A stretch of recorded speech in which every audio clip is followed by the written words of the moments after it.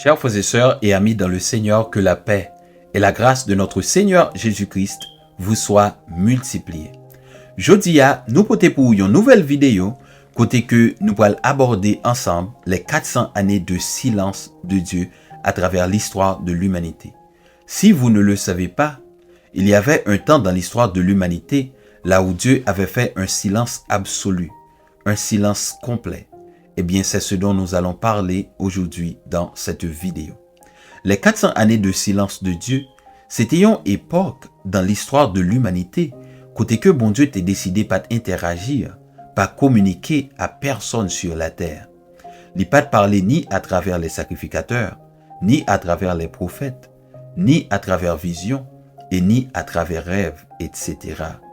En résumé, il n'a pas parlé à personne sur la terre. Et il a fait ça pour plusieurs raisons. Mais avant que nous expliquions pour quelle raison, il est important pour nous répondre à quelques questions de base. Maintenant, pour qui ça y aurait les périodes ça, période de 400 ans ça, période intertestamentaire? Eh bien, raison qui fait qu'il y aurait les périodes ça, période intertestamentaire, c'est parce que période ça, c'est lui qui séparait l'Ancien et le Nouveau Testament. Donc, intertestamentaire, c'est un mot composé. Dans le mot intertestamentaire, on voit le mot inter qui signifie milieu et le mot testament qui donne intertestamentaire qui signifie au milieu des testaments. Donc, période intertestamentaire traduit tous les événements qui ont eu lieu entre l'Ancien et le Nouveau Testament. Maintenant, deuxième question. Qui ça, période intertestamentaire là y est? Période intertestamentaire là, c'est un intervalle de 400 ans qui séparait livre Malachia, qui c'est dernier livre de l'Ancien Testament, et Matthieu, qui c'est premier livre du Nouveau Testament. Troisième question. Pour qui ça bon Dieu t'ait fait tout le temps ça, sans que l'il pas interagir, sans que l'il pas communiquer avec les habitants de la terre? Eh bien, raison, c'est parce que bon Dieu t'a introduit une nouvelle dispensation, un nouveau sacerdoce, un nouveau temps, qui c'est le temps de la grâce. Maintenant, qui ça t'est arrivé dans l'intervalle de temps ça? Durant période de 400 ans, ça, le monde te connaît un changement extraordinaire. C'était dans temps ça, que songe que bon Dieu te ba Nebuchadnezzar dans Daniel chapitre 2 à tapal accompli. Et songe ça, c'était un songe prophétique qui était très significatif, qui était un rapport avec la destruction du système politique, économique et religieux du temps ancien et qui t'a introduit une nouvelle ère. Donc, Nebuchadnezzar te fait un songe. Mais malheureusement, monsieur t'es oublié songe là. Et à cause que t'es oublié songe là, eh bien, pas de gain moun, pas de gain personne qui était capable d'oser faire songer songe là et interpréter songe là. Eh bien, moun qui t'a pral interpréter songe là, moun qui t'a pral songer songe là, eh bien, c'était Daniel. Parce que bon Dieu t'es rebaille Daniel songe là, dans Daniel chapitre 2. Eh bien, Daniel a raconté songe là.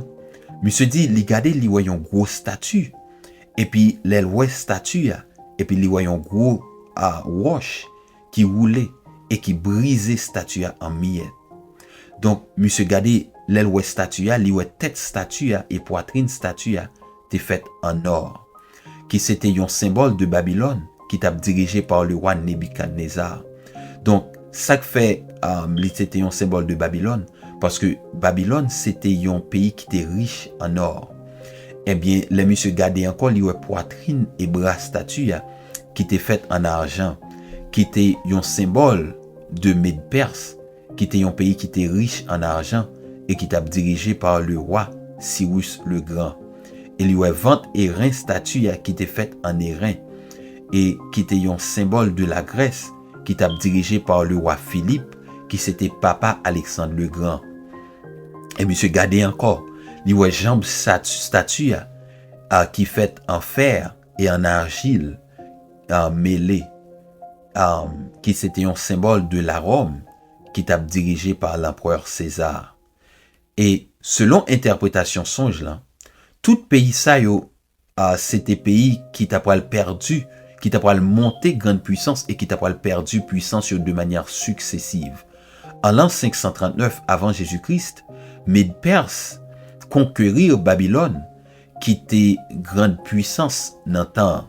Et Mède-Perse t'a pas automatiquement une grande puissance mondiale. De l'an 539 à l'an 531 avant Jésus-Christ, selon Daniel chapitre 8, le verset 20.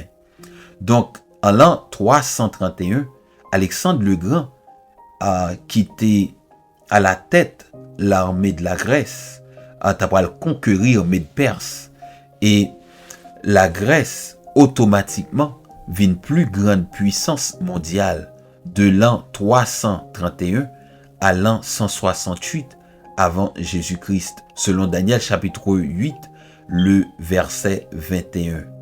Et en l'an 168, la Grèce t'a pas tombé comme puissance et la Rome t'a pas vinn prendre monopole là, en l'an 168 avant Jésus-Christ et il t'a pas perdu puissance là en l'an 476 après Jésus-Christ.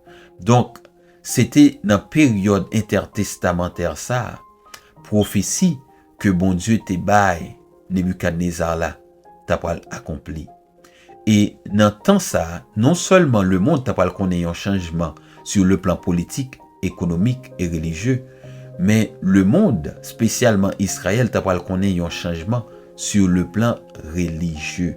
Si vous songez, les que Nebuchadnezzar fait rêve là, eh bien, il voit un gros statue et puis il voit une roche qui roulait. Eh bien, roche ça, c'était un symbole de Jésus-Christ qui t'a venu pour briser tout système ancien et qui t'a introduit un nouveau système. Donc, dans la période ça, puisque bon Dieu t'a fait des années, puisque bon Dieu t'a fait en pile temps que il pas parler ni à travers les prophètes, ni à travers les sacrificateurs, ou du moins ni à travers personne d'autre. Donc, les hommes t'a commencé à chercher nouvelle façon pour être capable d'interpréter la vie. Et c'était dans l'époque ça que la philosophie t'a commencé à atteindre la notoriété. Donc, soit songer, c'est dans l'époque ça que philosophes tant que Aristote,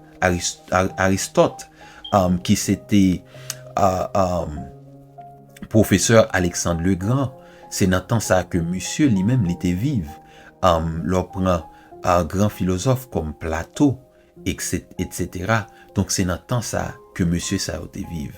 Donc non seulement il était dans temps ça était porté un changement sur le plan religieux, il était tellement porté un changement sur le plan religieux, c'était dans temps ça tout que les sacrificateurs, non pas les sacrificateurs, les sadducéens, les scribes, les scribes et les pharisiens, eh bien, eux-mêmes, ils t'a pas suscité.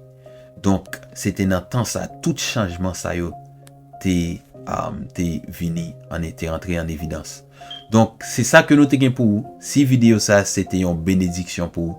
N'a demandé pour partager, n'a demandé pour liker et n'a demandé pour commenter s'il le faut. Eh bien, comme ça, on va encourager nous pour nous capables de faire l'autre vidéo qui est très informative comme ça pour vous. Donc, nous souhaitons que vidéo ça, c'était une bénédiction pour vous. Que bon Dieu lui-même la va bénir.